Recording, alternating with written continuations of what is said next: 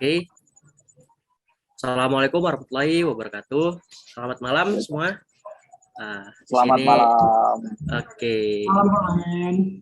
Malam Mas semuanya. Di sini kita ada bersama dosen kita yang terkenal paling humble nih ya di jurusan RPL nih kan, ya kan Sal? Iya, paling asik. Pak Mahendra Dwi Febri ya. Oke. Ya, ya. Nah, mungkin pada kesempatan kali ini anak FIF atau jurusan RPL lah ya, udah tahu lah kan Pak Mahendra. Terus mungkin saya ingin mengucapkan terima kasih sebelumnya untuk Bapak yang udah ngeluangin waktunya ya buat acara podcast kali ini. No problem, no problem. Oke, siap Pak.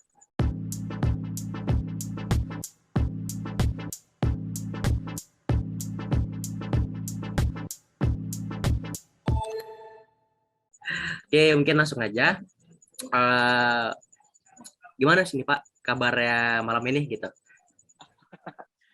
Baik, alhamdulillah baik. Kemarin ini baru pulang sih. Seminggu kemarin full acara gitu, baru pulang banget gitu. Rumah gitu. Makanya ya saya kasih waktunya malam ini. Jadi maaf nih malam-malam gitu. Gak apa-apa sih Pak. Emang lagi luang juga nih kan Faisal kan sama saya juga. Kalau boleh tahu dari mana tuh Pak? Keluar kota kan? Atau mungkin kemana, luar negeri mungkin kita nggak tahu kan? Nah, Enggak lah, enggak. Lagi ada acara aja kemarin keluar kota. oke. Oke, mungkin perkiraannya itu sekitar 10-15 menit sih Pak ya untuk waktu normalnya. Nah terus 30 menit maksimalnya kali ya. Nah ini kita ngobrol santai aja nih ngikutin alur ya Pak ya. Siap. Nah oke. Mungkin pertanyaan yang bakal kita bahas tuh tentang ini sih seputar pengalaman Bapak gitu. Suka dukanya selama jadi mahasiswa tuh sampai sekarang tuh kan jadi seorang dosen. Nah kayak gimana? Oke. Bisa dibilang gitu ya, kumangnya. Apa? Siap. Dosen di jurusan RPL kan ya? Iya bener, udah terkenal tuh dari 4301 sampai 02 kan, udah tahu semua, udah asik. Oke. Jadi mungkin saya dulu kuliah masuk pertama kali adalah di IT Telkom dulu namanya. Saya tahun 2012, saya masuk 2012. Nah, saya masuk tuh di D3 dulu awal. Dulu namanya D3IF, D3 Informatika. D3 Teknik Informatika. Yang terus di tahun 2013 tuh dipindah kita ke FIT. Ya, jadi sebelum saya lulus karena digabung jadi Telkom University kan, dulu awalnya IT Telkom. Nah, saya itu dipindah ke FIT dulu di semester 5. Jadi di tingkat akhir lah saya itu dipindah ke FIT. Nah, di situ sekarang jadi namanya D3 RPLA, Rekayasa Perangkat Lunak Aplikasi. Nah, itu dulu prodi saya di situ. Nah, jadi pada saat dipisah itu, dulu kita himpunannya himpunan informatika, bareng sama S1IF. Nah, tapi semenjak dipisah, kita harus bikin himpunan baru. Nah, dulu saya juga sama kayak kalian lah ya. Saya juga ikut membangun himpunan saya. Himpunan dulu namanya Himadi, Himpunan Mahasiswa D3 Diploma Informatika. Sekarang namanya Himadira kalau nggak salah, karena nama prodinya ganti jadi RPLA, makanya dia namanya juga ganti Himadira. Nah, saya juga ikut bangun, bikin ADART itu setiap hari rapat dari jam 8 malam, kadang sampai subuh gitu. Kita rapat terus, kita sering bikin ADART. Terus pada waktu itu saya dicalonin jadi ketua juga gitu. Saya dicalonin sama teman-teman saya. Jadi pada waktu itu karena kita himpunan baru, jadi akhirnya sistemnya musyawarah. Jadi semua tuh pada datang gitu, ada sekitar 100 orang gitu, kita pinjem tempat dulu di SH, dulu namanya Student Hall gitulah. Nah, itu kita di situ terus saya pemaparan, teman saya pemaparan gitu. Tapi memang saya pengen jadi anak himpunan gitu, tapi saya nggak pengen jadi ketua gitu kan. Saya jujur aja bilang aja di pas pada saat presentasi saya bilang gitu, karena udah bosen lah gitu, istilahnya daripada nanti saya nggak maksimal, udah kasihin yang lain aja, saya bilang gitu dari awal. Tapi teman-teman tetap nyalonin saya, oke lah ya udah. Karena dulu di SMA saya juga kebetulan ketua OSIS gitu, jadi bosen aja gitu, pengennya pada saat kuliah tuh saya pengen jadi anak lab.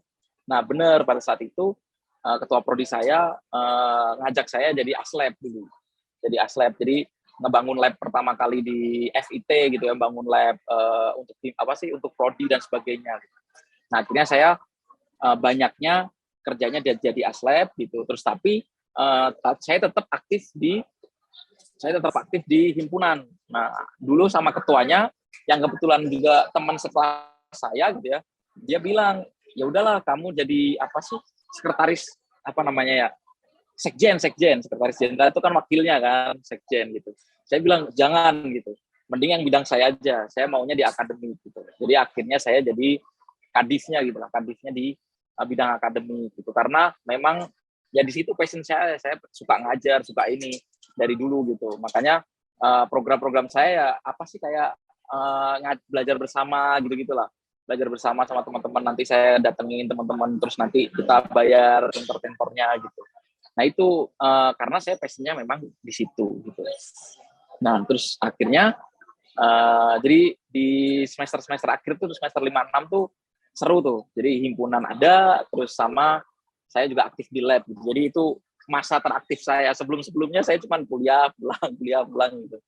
Paling pada saat pembangunan lab, pada saat pembangunan himpunan itu yang saya sering aktif gitu sama teman-teman karena merasa milik sendiri gitu. Sebelumnya memang saya juga di HMIF gitu sebagai anak magang. Mungkin di sini juga ada yang magang-magang gitu. Kalau yang angkatan pertama tuh kan nggak boleh masuk himpunan tuh. Nah, bolehnya magang dulu gitu. Magang di himpunan. Saya juga ikut itu. Tapi karena aktif dari situ, makanya teman-teman mempercayakan kami untuk membangun ADART gitu. Wah, lama itu, sekitar 3 bulan lah. Kita sering banget rapat, seminggu mungkin 3 kali, 4 kali rapat membuat ADART. Nah, singkat cerita saya udah lulus D3.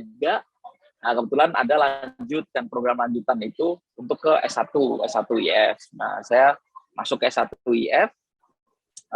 Dari situ ya kuliah biasa tapi saya sambil kerja di sekarang namanya Pusat Teknologi Informasi atau SISPO yang ngurusin Migrasias. Nah, saya di situ jadi back-end programmer gitu ya. Ya udah berjalan aja jadi back-end programmer sambil kuliah gitu. Ya lumayan lah, meskipun nggak banyak tapi lumayan lah. Perharinya tuh sekitar 100.000 kalau nggak salah dulu sekali saya masuk. Tapi kalau saya kuliah saya nggak boleh masuk, jadi saya nggak dihitung absen seperti itu. Jadi lumayan untuk tambah-tambah uang saku gitu.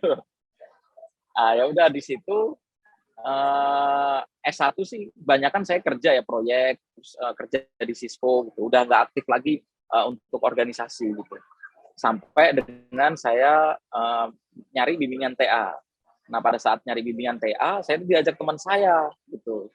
Ayo ikut gitu ke Prof Adi gitu. Dulu belum profesor beliau masih doktor. Ayo ke Pak Adi kita gitu. Bimbingan siapa Pak Adi itu? Katanya sih enak gitu. Nanti dulu lah, aku nyari yang sesuai dengan bidangku dulu katanya. Terus pada saat nyari sesuai bidangnya, ternyata salah gitu, salah milih TA-nya. Kayaknya nggak ini deh. Hari kedua masuk kuliah, saya izin ke calon pembimbing itu, Bu, kayaknya saya pindah aja ya. Oh iya boleh. Saya pindah ke kelasnya Pak Adi. Nah mungkin itu memang sudah takdirnya gitu ya, mungkin itu udah takdirnya lah. Nah setelah itu saya bimbingan sama beliau gitu. Kebetulan nggak tahu ya, mungkin saya aktif gitu, nanya, saya aktif diajak ngobrol gitu, kita enak gitu, terus bercanda juga saya nyambung dan sebagainya. Nah akhirnya maaf ya. Nah jadi akhirnya saya tuh kayak ya sering bimbingan dan sebagainya, diajakin sama dia ada acara conference, diajakin ayo ikut untuk bikin conference kita gitu, kamu bikin websitenya nanti sama jadi panitianya juga dan sebagainya. Nah akhirnya deket kan. Nah saya tuh nggak ada niat untuk kuliah S2 gitu. Pengennya ya udah lulus saya harus kerja gitu, karena orang tua saya bilang udah ya kita dari sampai S1 aja gitu, nggak bisa lagi gitu untuk dananya dan sebagainya gitu. Oh ya udah ya nggak apa-apa. Nah pada saat itu udah nggak ada niat. Nah bersama Pak Adi ketika mau lulus S1, beliau nawarin, kan ada program di kita direct track itu kan potongan 50%, ya kan? Saya bilang 50% pun saya nggak bisa Pak, berat menurut saya bilang gitu kan. Saya kerja di Sispo juga nggak seberapa gitu gajinya dan sebagainya. Nah, beliau nawarin ya udah 50%-nya dari saya gitu. Jadi 50% dari kampus, 50%-nya dari Pak Adi gitu. Ya, jadi saya kasih beasiswa lah sama beliau, tapi kamu harus bantu penelitian saya. Terus oh ya udah, saya izin orang tua, saya bilang. Izin orang tua dan sebagainya, akhirnya boleh gitu. Oh ya udahlah, nggak apa-apa gitu. Tapi orang tua udah nggak bisa ngasih uang lagi, uang saku dan sebagainya. Oh ya udah, nggak apa-apa, kan ada dari siswo gitu, saya bilang. Kan saya juga masih kerja. Ya udah, di situ kuliah S2 lah gitu. Kuliah S2 dan sebagainya. Nah, sebelum lulus, Prof. Adi ini diangkat jadi rektor gitu kan. Nah, disitulah nggak tahu, saya nggak ada angin, nggak ada hujan juga gitu. Setelah dilantik hari Jumat, beliau Sabtu malam tuh beliau Sabtu malam beliau nge-WA saya, kamu mau nggak jadi sekretaris saya gitu. Wih, apa ini? Saya bilang, sekretaris gimana maksudnya Pak? Ya bantuin saya direktor gitu, direktorat gini. Wah, saya mikir lama itu sih, kerjaan saya ngapain dan sebagainya. Akhirnya hari Minggu siang baru saya jawab. Saya nanya orang tua juga, saya ini juga nanya ke teman-teman di Sispo juga, gimana saya boleh apa enggak dan sebagainya. Akhirnya ya udah di hari Minggu siang saya bilang, oke Pak, insya Allah saya bisa. Nah, akhirnya sampai sekarang lah saya nggak dilepas meskipun udah menjadi dosen. Gitu ceritanya. Jadi singkat cerita, jadi sambil S2 saya kerja di sekretariat rektorat gitu ya. Setelah saya lulus, baru saya ngajuin jadi dosen. Pak, saya udah jadi dosen gitu. Jadi saya udah lepaskan dari sini, dari sekretariat. Oh enggak, ya udah dosen, sekretariat. Ya sudah, seperti itu. Jadi singkat cerita selama saya kuliah itu seperti itu. Gitu, Mas Faisal. Oke, keren juga sih Pak. Apa? Iya. Mungkin kalau mungkin Pak Mahen melihat kita sekarang itu kayak melihat Pak Mahen yang beberapa tahun yang lalu gitu, Komang. Iya benar. Pimpinan baru gitu kan. Cerita dari Pak Mahen tadi, mungkin kalau Pak Mahen melihat kita sekarang ya Komang ya, mungkin Pak Mahen melihat, wah, kok kayak saya beberapa tahun yang lalu gitu. Yang baru, jurusan pertama ya Pak. Iya. Bikinan ada ART. Jadi kayak kita beberapa bulan lalu itu udah dilalui Pak Mahen beberapa tahun yang lalu. Iya, udah lama banget malah ya. Kalau sekarang Pak Mahen udah saya lewatin gitu. Duluan saya makan garam gitu. Sebelum jadi D3 Rekayasa Tangkal Lunak Aplikasi yang gabung di FIT itu, berarti dulu gabungnya di Fakultas Informatika ya Pak? Betul. Kami satu fakultas dulu. Jadi namanya dulu HMIF, Himpunan Mahasiswa Informatika.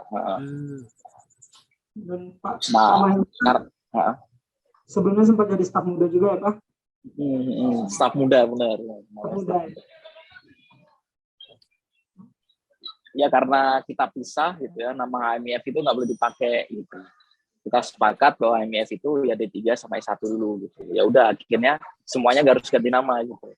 Kita namanya Himadiv, terus yang S1 namanya Himaif gitu.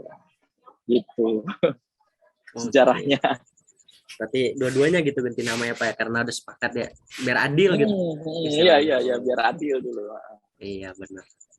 Mungkin dari saya mau nanya sih Pak, terlepas dari pengalaman organisasi tadi, menurut Bapak sih seberapa penting untuk pengalaman organisasi pas Bapak itu masuk ke dunia pekerjaan, kayak pas Bapak masih kerja di Sispo, terus pas Bapak diangkat jadi sekretariat kan, terus pas jadi dosen juga, itu seberapa penting kayak pengalaman berorganisasi itu di situ Pak gitu. Gini, menurut saya pengalaman organisasi ini membawa kita jadi lebih banyak berinteraksi gitu ya dengan teman-teman, dengan banyak orang gitu. Jadi kita jadi tahu gitu, orang tuh beda-beda karakternya dan sebagainya. Jadi itu membuka semacam sudut pandang aja gitu ya. Oh, orang ini ada yang kayak gini loh, orang ini ada yang kayak gitu. Kita bisa ngaturnya seperti apa, ngatur orang-orang itu dan sebagainya. Jadi jadi kita pembawaan kita gitu ya ke orang-orang tuh jadi kita nyesuaiin gitu, adaptasinya tuh gampang gitu. Kalau kalian mau kemanapun gitu ya, saya dimanapun, entah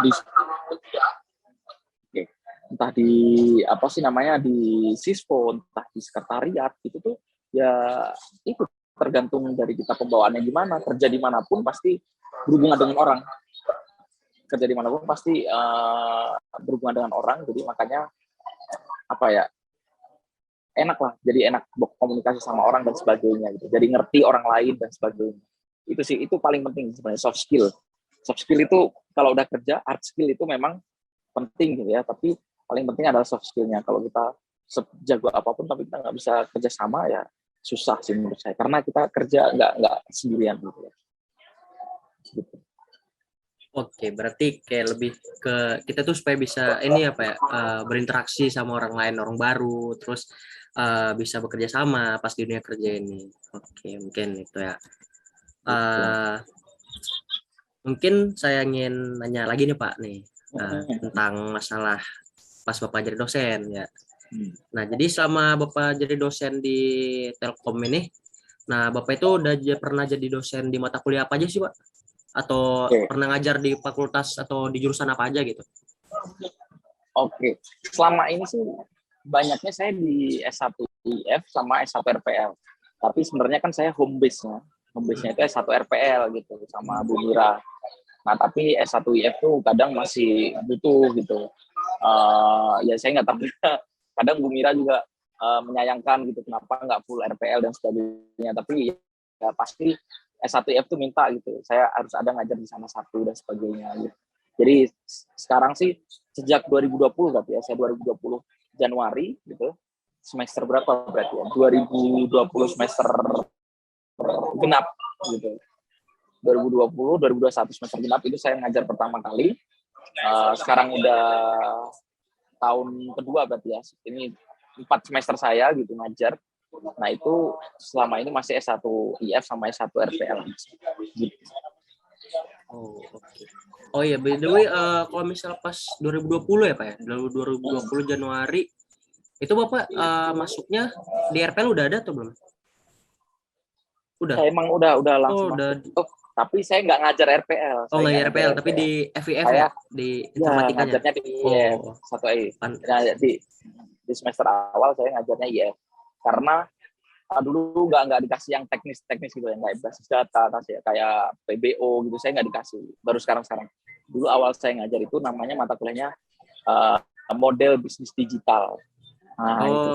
Iya, itu kalau misal di saya ngambilnya baru semester ini Pak, model bisnis digital sama Padana. Nah. Oh iya. Nah itu saya ngajar juga itu. Tuh. Oke. Terus kalau misalnya dari beberapa mata kuliah yang Bapak udah ngajarin tuh ke mahasiswanya kan, nah itu menurut Bapak mata kuliah apa sih yang paling sulit gitu Pak buat diajarin gitu? Paling sulit ya? Iya. Sekarang sih Mopro, saya udah lama banget nggak pegang mobile gitu ya, mobile apps gitu. Jadi jujur aja ini kagok banget, apalagi dengan ini baru gitu, Flutter gitu ya, Flutter, dengan teknologi yang terbaru. Karena sekarang jujur aja riset saya sebenarnya bukan di rekayasa perangkat lunak, malah riset saya kebanyakan di data gitu ya, data science kayak AI, kayak machine learning gitu. Jadi kebanyakan saya tentang data gitu. Nah, makanya udah nggak into lagi ke dunia RPL gitu, dunia pemrograman, development program dan sebagainya tuh udah nggak update gitu. Jadi ngajar ini ada hikmahnya juga gitu, saya harus update gitu. Makanya sebelum ngajar itu entah H-1, H-2 itu saya harus belajar dulu gitu. Saya harus ngerti dulu slide-nya gimana gitu. Saya coba dulu codingannya bisa nggak dan sebagainya gitu. Tapi ya seru gitu, karena sebenarnya dulu saya suka dengan dunia development dan sebagainya, tapi ya karena sekarang risetnya udah nggak di situ, ya sudah gitu. Jadi udah jarang lagi update-nya sekarang yang machine learning. Bimbingan saya kan sekarang juga dari IF gitu, belum ada yang dari RPL gitu, karena emang belum ngambil kan kalian. Nah, kalau di IF saya memang di machine learning-nya, di klasifikasi gitu. Gitu sih. Oke, ini nih mungkin yang perlu dinotis para mahasiswa kali ya. Nah, kayak kata Bapak tadi, H-1 itu harus dipelajari dulu kan apa yang sebelum diajarin. Nah, ini kadang kan banyak yang mahasiswa tuh kayak udah nggak ngerti, malah nggak mau dipelajarin gitu kan Pak. Malah jadinya ya nggak tahu sama sekali gitu. Pas udah ujian malah ini kan bengong-bengong, melamun gitu kan. nggak tahu apa-apa. Nah, dosennya aja Tapi belajar dulu gitu kan. Nah, oh itu kewajiban Mas. Kalau saya kan kewajiban harus belajar dulu. Masa saya ngajarin yang saya nggak tahu gitu kan ya. Nah saya dulu mahasiswa juga agak males sebenarnya. Kalau saya oh, nggak terlalu suka mata kuliahnya gitu ya, saya nggak suka mata kuliahnya kayak semacam kalkulus gitu-gitu. Saya nggak terlalu yang ini, nggak terlalu yang harus belajar dulu. Pokoknya saya, nah prinsip saya adalah kalau yang saya nggak terlalu suka, saya datang nggak tahu, saya pulang harus tahu gitu. Jadi saya maksimalin dengerin dosen di kelas gitu. Kalau nggak ngerti saya nanya, saya jujur aja gitu, jujur aja dulu gitu ya. Pada saat-saat awal kuliah gitu, karena saya emang aktif orangnya, saya emang suka nanya dan sebagainya. Saya itu nggak disenengin sama teman-teman kelas gitu.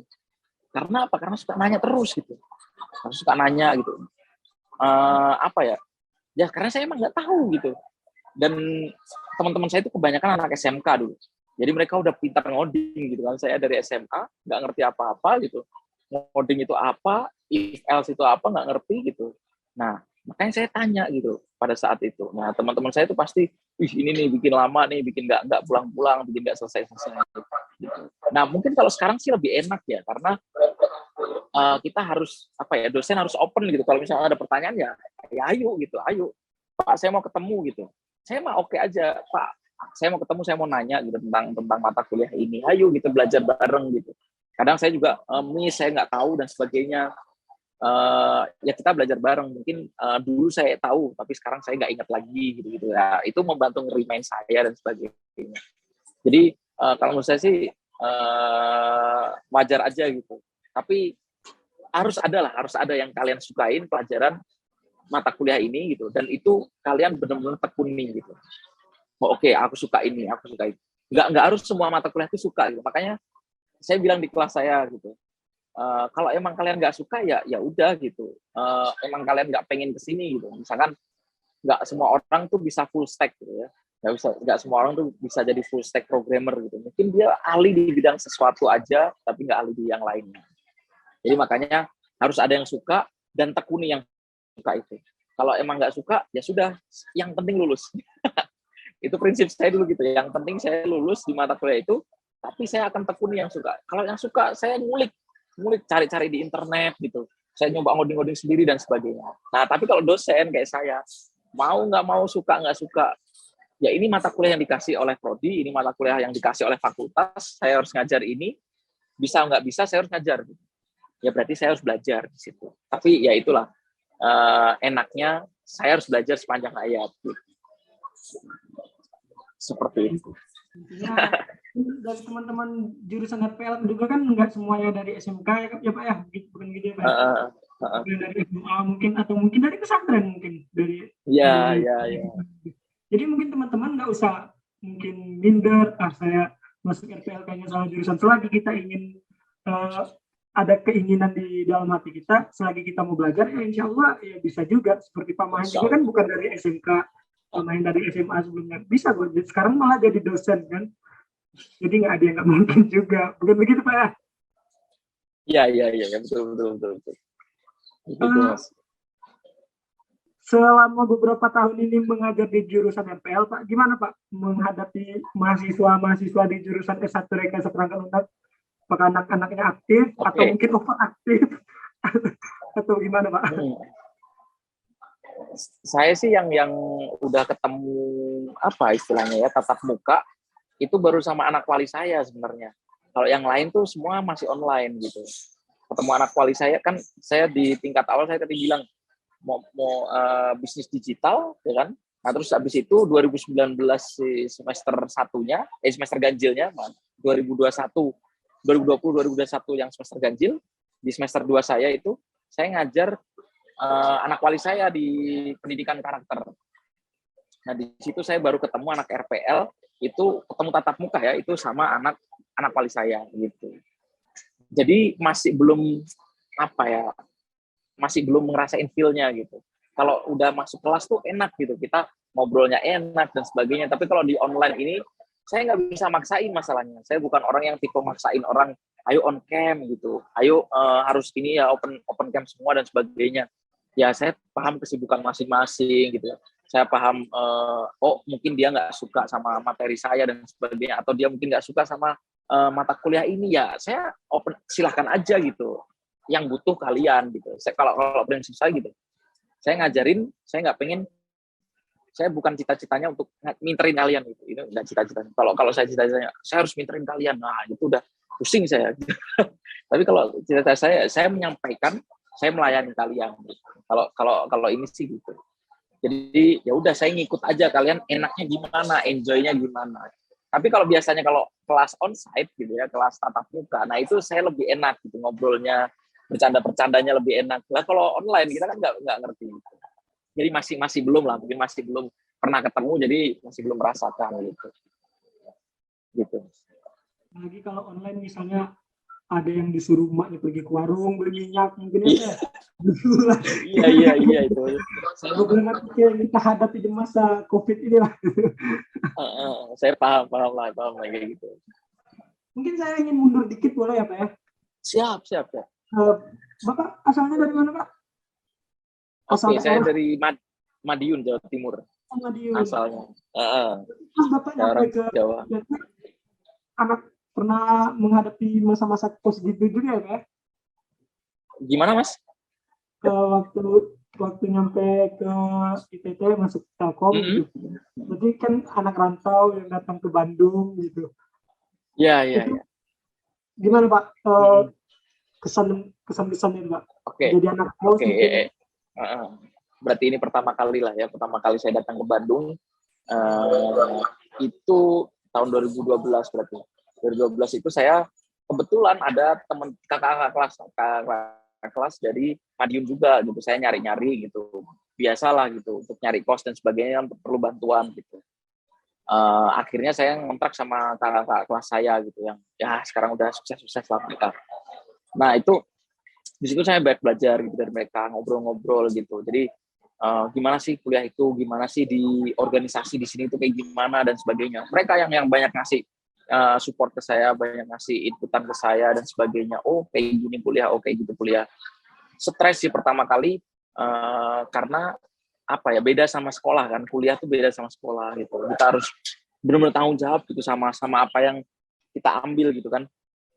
Tugasnya banyak dan sebagainya, harus ngoding tiap hari gitu, apalagi praktikum yang ada tugas pendahuluan gitu kan ya. D3 dulu itu setiap semester tuh kita praktikumnya ada 3 Mas. Ada 3 kali praktikum. Setiap kali praktikum tuh 4 jam. Nah, itu TP itu keluar di hari Sabtu semua dan harus selesai di hari Minggu. Jadi di hari Senin. Senin pagi 6:30 itu kita harus store apa itu namanya? Hasil TP yang tulis tangan. Nah, dulu tuh tulis tangan, Mas.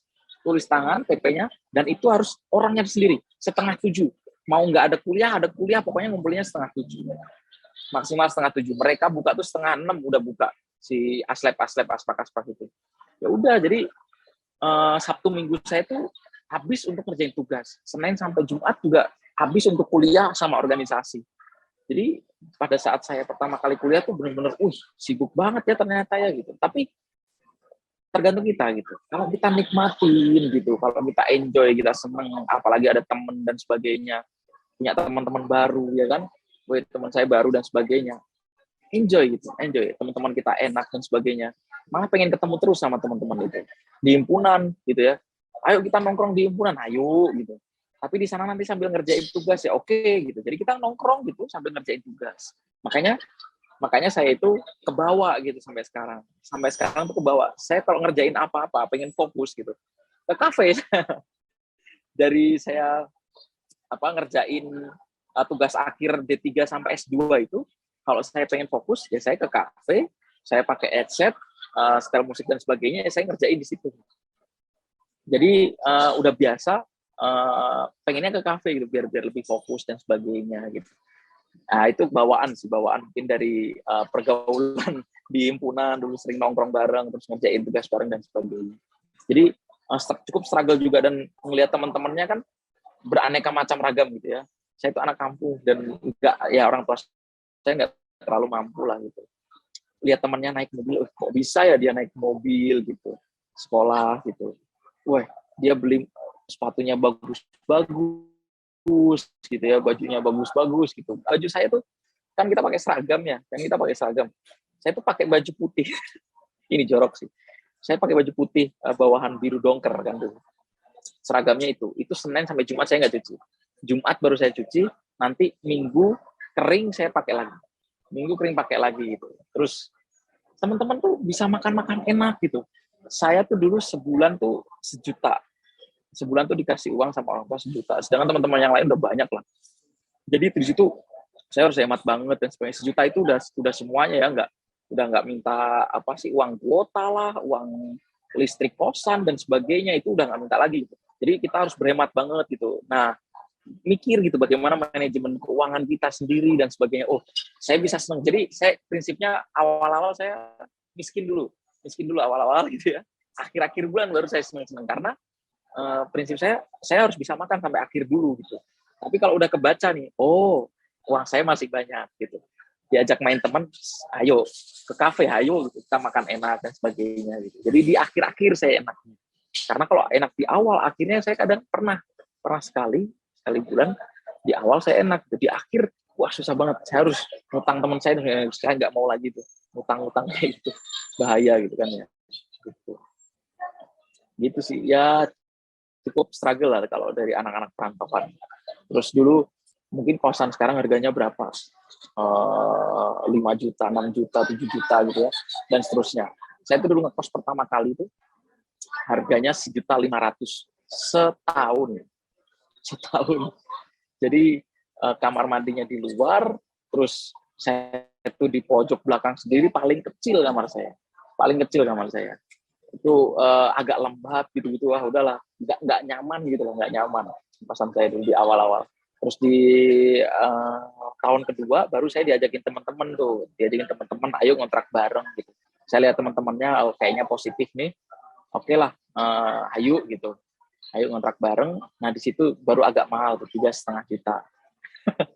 3,5 juta. Ya udah itu sampai akhir saya kuliah ya di situ. Paling mahal pada saat saya udah kerja, udah S2 baru saya pindah. Baru di situ agak mahal dikit. Sekitar ya 7 juta lah, itu udah lumayan mahal gitu. Itu Mas Faisal, anak rantau. Banyak yang Pak Mahen kasih tadi, seperti contoh misalnya fokus ke kafe gitu kan teman-teman RPL atau teman-teman lainnya yang susah fokus misalnya di kosan mungkin kan, siapa tahu temennya hidupin musik keras-keras, bisa lari ke kafe kayak Pak Mahen yang Pak Mahen lakukan. Ya saya sih kalau di kosan itu tadi saya udah bilang ke Mas Komang tadi. Saya tuh kalau di kosan lihat kasur pengennya tidur bawaannya. Waduh ada bantal, ada guling, pengennya tidur terus. Rebahan dulu gitu kan. Kerjain dikit, rebahan dulu lah gitu. Rebahan kebablasan. Nah kalau di kafe kan kita nggak mau harus duduk, udah harus ini terus. Rebahan nggak ada dan sebagainya. Ya jadi apa ya, untuk memaksa saya gitu. Dan di kafe pun dulu saya nggak mahal gitu Mas. Kadang juga di kantin kampus itu saya juga pernah gitu. Di kantin kampus ya saya di situ terus pesen aja minum satu, udah saya ngerjain sampai berjam-jam. Pokoknya ada colokan ya. itu. Kayak misalnya kosan 1,5 2 juta gitu, kalau misalnya zaman sekarang kayak gitu mungkin pada rebutan semua masuk ke sana sekarang juga. Enggak Mas, itu nggak enak sih, menurut saya udah nggak enak. Mungkin sekarang udah naik lah harganya, sekitar, saya kemarin nanya-nanya ke ibu kosnya tuh sekarang harganya udah sekitar 3 juta kalau nggak salah, 3 jutaan. 2 kali lipat. Iya. Oh iya, kosannya daerah mana tuh Pak kira-kira? Dulu di Sukabirus saya. Sukabirus. Karena yang dari dekat ini jalan, saya udah lupa juga sih, dari gate 4 tuh lurus ke kanan tuh ya Pak? Saya lurus terus ke kanan lagi terus. Ya. Kelamaan nggak balik ke Bandung ya Pak, udah kelamaan. Iya Pak. Udah 2 tahun di Bandung Pak. Online seperti ini Pak, udah nggak tahu lagi mana Sukabirus mana Sukapura, kayaknya udah susah bedain. Nah benar itu Pak. Ya nanti lah semester depan kayaknya kemungkinan kita onset full kayaknya. Amin. Insya Allah ya. Langsung. Amin. Ya mungkin dari saya mau nanya lagi sih Pak, beda topik nih. Nah lebih ke akademiknya. Nah dulu pas Bapak jadi mahasiswa nih itu kan banyak juga nih programmingnya, ngoding gitu kan Pak. Nah, itu bahasa program yang dipakai itu apa aja sih, Pak? Kayak Pascal mungkin atau yang lain? Oke, di awal saya belajarnya C++. Belajar C++, tuh, belajar algoritma pemrograman, pengenalan algoritma lah, itu pakai C++ dulu. Karena dulu masih belum zaman Python, itu belum zaman Python itu belum zaman. Nah, terus belajar C++, terus pas PBO kita belajar Java, gitu kan ya, belajar Java dan sebagainya. Nah, pas saya KP itu saya ini sok-sokan berani. Belum pernah kita belajar website gitu kan, website di semester 4 tuh belum pernah, gitu. Sampai semester 4 belum pernah belajar website. Saya sok-sokan aja belajar gitu. Sok-sokan ngambil project gitu, KP. Ya udah ayo.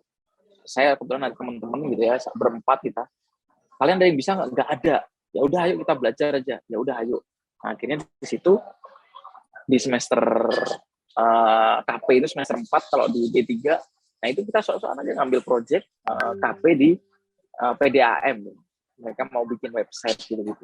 Wah, di situ saya benar-benar belajar tuh bagaimana website. Jadi KP saya tuh sebulan pas pada saat puasa waktu itu. Jadi pas puasa gitu, ya udah kita KP gitu. Tiap hari kita setor progres dan sebagainya. Nah, dari saya nggak tahu apa-apa sampai saya bisa. Karena saya langsung nyoba dan memberanikan diri aja gitu. Memberanikan diri. Jadi sebenarnya kalau kita mau belajar kayak sekarang gitu ya, tiba-tiba saya suruh ngajar Flutter gitu, nggak bisa. Saya belum pernah sama sekali saya megang Flutter tuh, sama sekali belum pernah. Baru kemarin baru ngajar ini saya pegang gitu. Ya udah, itu saya pas sebelum semester mulai saya belajar banget itu, seminggu 2 minggu lah kalau nggak salah. Saya ngulik terus apa gimana nambah-nambahin ini gimana caranya gitu. Dulu saya belajarnya Android pure gitu ya, pakai Java, terus pakai XML gitu-gitu. Nah, sekarang Flutter ya nggak ngerti sama sekali gitu. Nah, baru sekarang saya belajar dan sebagainya. Ya, itu jadi sebenarnya apapun bahasa pemrogramannya, kalau kita udah paham logiknya bagaimana cara kerjanya pemrograman dan sebagainya, itu sama-sama aja sebenarnya. Sama-sama aja semuanya kayak gitu. Jadi sebenarnya sekali kalian bisa gitu ya, mau mengerjakan sesuatu, kesananya tuh ya enak aja, belajar tinggal nanti baca dokumentasi ya kan, baca dokumentasi, gimana sih cara ini, gimana cara itu dan sebagainya. Nah, itu harus bisa lah salah satu gitu, di expert di situ salah satu. Nanti pun kalau misalkan ganti masa gitu kan, sekarang kan ganti terus tiap tahun gitu, ada yang baru gitu, teknologi baru kita tinggal menyesuaikan terus gitu, tinggal menyesuaikan. Nah, itu sih mungkin apapun bahasa pemrograman sih sama aja. Dulu pada saat S1 juga, pada saat saya pindah ke S1, ternyata TA itu bukan kayak pada saat saya project di D3 gitu. Project di D3 saya bikin aplikasi mobile beres gitu. Nggak perlu ada analisis dan sebagainya. Ternyata ngodingnya di S1 itu beda gitu. Ngoding AI gitu ya, ngoding artificial intelligence, ada metode-metode dan sebagainya. Nah, itu beda banget gitu.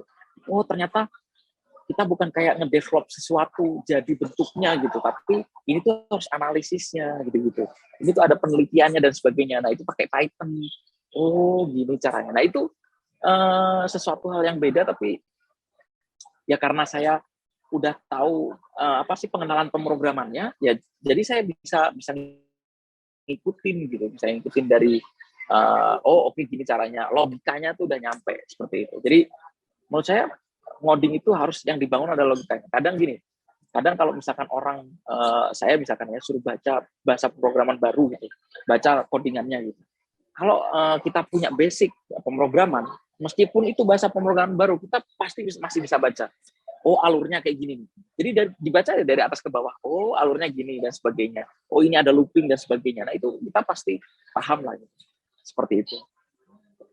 Jadi apapun bahasa programannya jangan khawatir. Nah, itu mungkin buat temennya yang masih khawatir gitu kan tentang perbedaan bahasa pemrograman kan. Yang penting mah dari diri sendirinya aja kali ya, Pak. Oke, mungkin bisa lanjut, Faisal? Ya, cukup banyak ya Bang, dari awal pembicaraan kita tadi sampai sekarang cukup banyak yang bisa diambil pelajaran dari Pak Mahir. Jadi motivasi buat teman-teman kita ya, Sal. Ya, tapi sekali lagi karena kita terbatas waktu ya Bang ya, Padahal kalau misalnya ini masih banyak yang ingin kita tanyakan lagi ke Pak Mahen. Mungkin di lain kesempatan Siap. Pak bersedia lagi. Siap. Asalkan waktunya pas, oke deh. Mungkin ada undangan selanjutnya untuk Pak Mahen nantinya. Kita obrol-obrol kan lagi berbagai hal. Oke Pak, terima kasih telah meluangkan waktunya di dialog akademik kita pada hari ini. Di tengah kesibukan Pak Mahen baru balik juga dari luar kota, menyempatkan diri di dialog akademik ini cukup senang juga sih. Alhamdulillah, Mas. Alhamdulillah. Saya senang sekali. Iya, senang sekali sharing-sharing kayak gitu. Nanti kapan-kapan kita ketemuan yang banyak gitu biar saling sharing. Saya sukanya sebenarnya saling sharing. Saya ngambil dari kalian. Meskipun kalian masih muda tuh pasti ada pelajaran hidup kalian yang bisa saya ambil dan sebagainya. Kapan-kapan kita bisa ketemu. Semoga ya. Orang berbeda itu pengalamannya Pak. Betul. Ya, mungkin teman-teman itu tadi perbincangan dialog akademik kita dengan Pak Mahen. Lebih kurangnya kami mohon maaf. Assalamualaikum warahmatullahi wabarakatuh. Waalaikumsalam warahmatullahi wabarakatuh. Oke.